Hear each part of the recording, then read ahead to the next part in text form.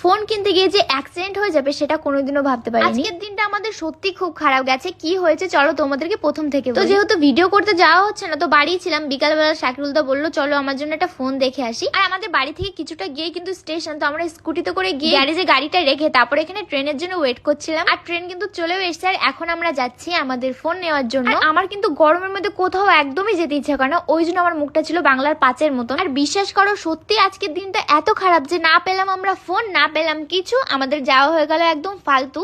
দেখতে পাচ্ছ আমি মুখটা কিরকম করে রয়েছি, কারণ না ফোন পাচ্ছি না পাচ্ছিলাম গরমের মধ্যে থাকতে, মানে এত গরম লাগছিল, মানে কি বলবো, দেখতে পাচ্ছ আমি কিরকম মুখটা করে রয়েছি। আর একটা কথা কি জানো, আমার সাথে কিছু হওয়ার আগে আমি আগে থেকেই বুঝতে পারি যে হয়তো আমার সাথে আজকে কিছু হতে চলেছে, আর সেই কারণে আমার মুখটা এরকম ছিল। আর বাড়ি আসার সময় উঠে গেছিল সেই পরিমাণে ঝড়, মানে কি বলবো, ভালোও লাগছিল আবার একটু মানে ভয়ও লাগছিল, যে যেহেতু বাড়ি যেতে হবে স্কুটিতে করে, এটার জন্যই ভয় লাগছে। আর এখানে আমি কিন্তু দাঁড়িয়ে দাঁড়িয়ে তোমাদের সঙ্গে এটাই বলছি যে ইরফান কিন্তু আমাকে এখনো দেখেনি ধারে আসতে, যদি দেখতো তাহলে কত কিছু বলা হয়ে যেত, পাগল টাগল। অ্যাক্সিডেন্টটা হয়েছিল আমাদের বাড়ি আসার সময়, মানে আমি আর মা যখন বাড়ি আসছিলাম তখন আমাদের গ্রামেই এই অ্যাক্সিডেন্টটা হয়েছে, কিন্তু তখন তার ক্যামেরা অন ছিল না, যেহেতু অনেক ঝড় বৃষ্টি হচ্ছিল তাই জন্য আমি ক্যামেরাটা অফ করে দিয়েছিলাম। যাই হোক প্রচুর লেগেছে, আর আমার তো বেশি লেগেছে। আর জানি না আমাদের গাড়ির কি অবস্থা হয়েছে, যেহেতু অন্ধকারের মধ্যে ওই জন্য দেখাও হয়নি। আজকের ভিডিওটা এই পর্যন্তই। ভিডিওটা কেমন লাগলো অবশ্যই কমেন্ট করে জানিও। টাটা।